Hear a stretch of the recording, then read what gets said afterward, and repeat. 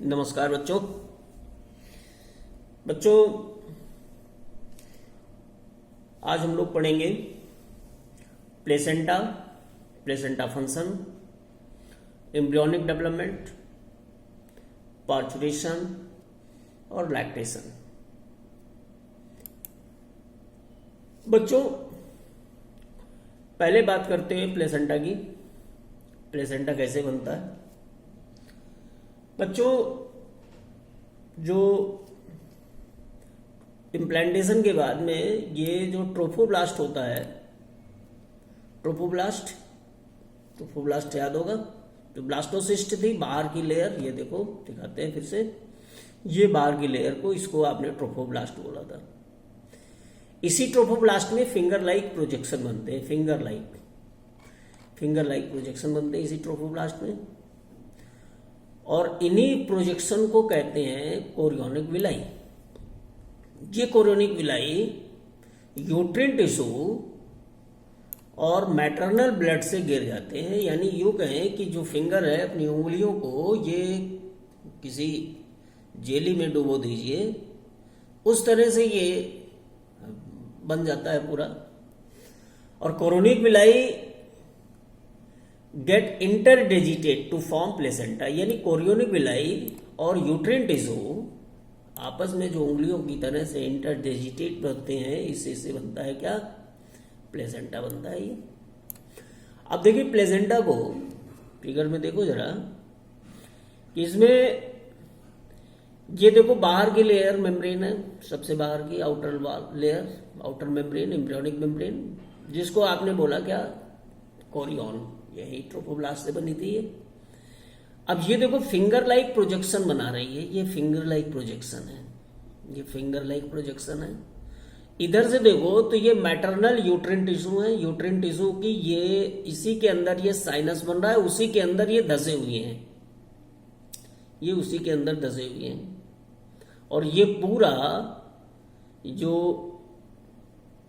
Tissue बनता है, इसी को कहते हैं क्या?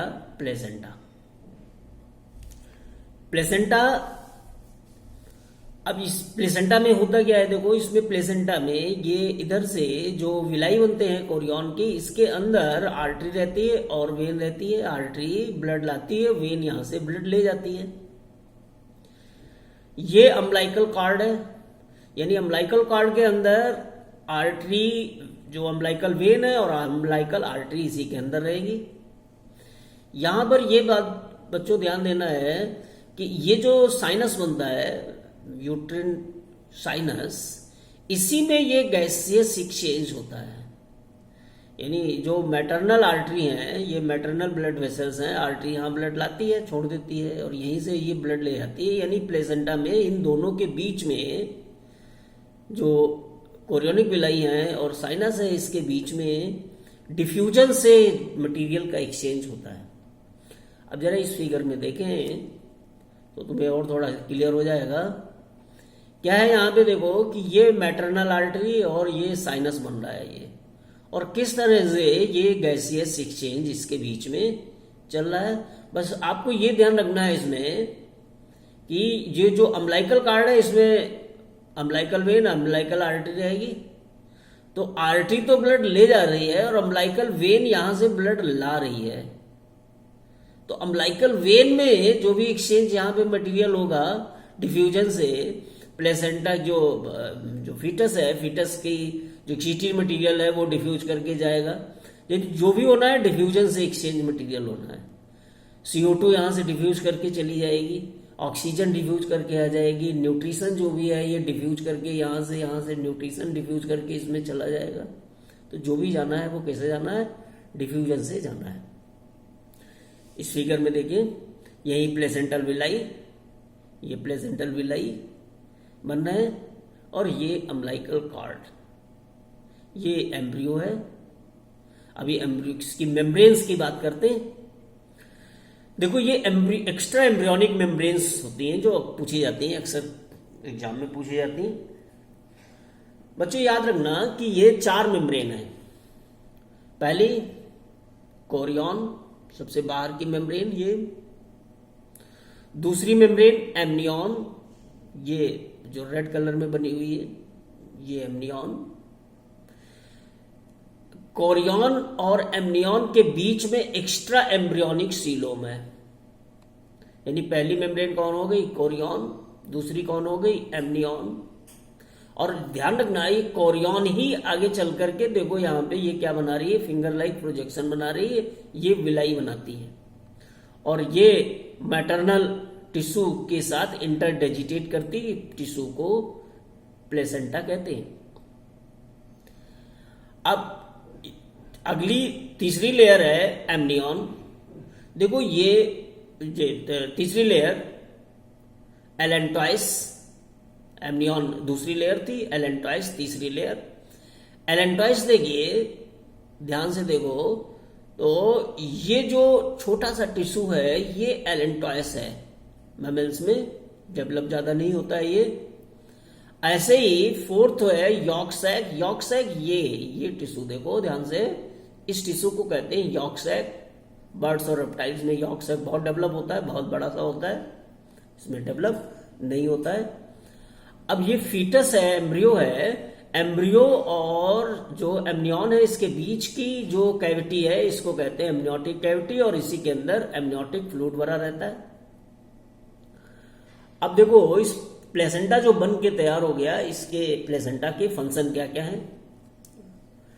प्लेसेंटा पहला तो वही फंक्शन कि ये हेल्प करता है क्या करने में? ऑक्सीजन एंड न्यूट्रिएंट्स की सप्लाई करने में हेल्प करता है। दूसरा ये वेस्ट मटेरियल रिमूव करता है, जितने भी वेस्ट मटेरियल एम्ब्रियो के अंदर बनते हैं वो डिफ्यूजन से मैटरनल ब्लड में जाते हैं, वहां से वापस जाते हैं। प्लेसेंटा कनेक्ट करता है किससे? एम्ब्रियो किससे? एम्ब्रियो को किससे कनेक्ट किया इसने? अम्बिलिकल कॉर्ड से कनेक्ट किया। Connect embryo by umbilical cord.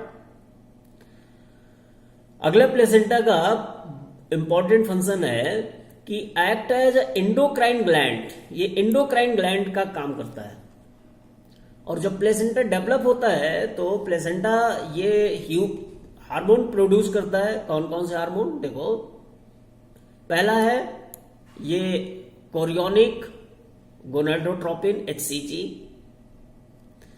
दूसरा हार्मोन है human placental lactogen HPL। HCG HPL के नाम से ये फेमस है। Chorionic gonadotropin HCG, human placental lactogen HPL, oestrogen और प्रोजेस्ट्रॉन। रिलैक्सिन ये प्रेगनेंसी के जो लास्ट मंथ होते हैं उनमें सिक्रीट होता है प्लेसेंटा से। अब देखो प्लेसेंटा से, अच्छा एक बात और ध्यान रखना कि प्लेसेंटा के थ्रू यहां पर इस प्लेसेंटा के थ्रू एंटीबॉडी IgG भी ट्रांसपोर्ट होकर के चली जाती है और ये इस जो फिटस है इसको इम्यूनिटी देती है। ये इनबॉर्न इम्यूनिटी इसके पास रहती है। तो एंटीबॉडी कौन सी? IgG। ये ह्यूमन हेल्थ डिजीज जो चैप्टर है आपका उसमें भी इसकी बात करेंगे।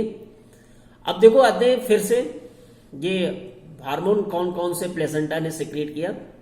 तो देखो रिलैक्सिन को लास्ट मंथ में सिक्रीट किया। अब ये आपको PP याद रखना है। PP प्लेसेंटा से 5 हार्मोन, P फॉर 5 थोड़ा सा अपने याद करने के लिए बना लो ना। अब HCG, CG, PL, HPL, O estrogen, P progesterone, R relaxin, CG, PL, OPR। अरे भैया नाम बना लो, कुछ भी नाम बना लो यार, बहुत पूछा जाता है ना कि प्लेसेंटा से कौन कौन से हार्मोन सिक्रीट होते हैं। अब देखो ये कुछ पॉइंट्स हैं। ये हार्मोन्स क्या करते हैं कि ये हार्मोन्स फीटल ग्रोथ और हेल्प करते हैं मेंटेनेंस प्रेगनेंसी में। यही पांचों के पांचों हार्मोन। ये हार्मोन, कुछ हार्मोन जैसे कि एस्ट्रोजन है, ये प्रोजेस्ट्रॉन है, कॉर्टिसोल्स हैं और प्रोलैक्टिन है और थायरॉक्सिन है, ये एम्ब्रियोनिक मैटरनल ब्लड में जो बहुत बढ़ जाते हैं प्रेगनेंसी के टाइम में, फिर सपोर्ट करते हैं। ये करते क्या है, किस लिए बढ़ जाते हैं और इनका क्या क्या फंक्शन है? पहला, support the fetal growth, fetal growth को सपोर्ट करता है। Metabolic change in the mother, maintenance of pregnancy, यानी इन हार्मोन्स जो बढ़ जाते हैं ये मैटरनल ब्लड में, इनकी ये सपोर्ट फेटल ग्रोथ के लिए बहुत जरूरी है। मेटाबॉलिक चेंज होते हैं मदर में, वो उनके लिए जरूरी है। Maintenance pregnancy. अब एक बड़ा इंपॉर्टेंट क्वेश्चन ये कि HCG, HPL और रिलैक्सेन, बाकी सब तो सब टाइम निकलते हैं, ये तीनों के तीनों हार्मोन केवल प्रेगनेंसी में, केवल और केवल कब? प्रेगनेंसी में। HCG जो है, ह्यूमन कोरियोनिक गोनाडोट्रोपिन, HCG, ये पिट्यूटरी क्या LH की तरह से काम करता है। किस काम के लिए?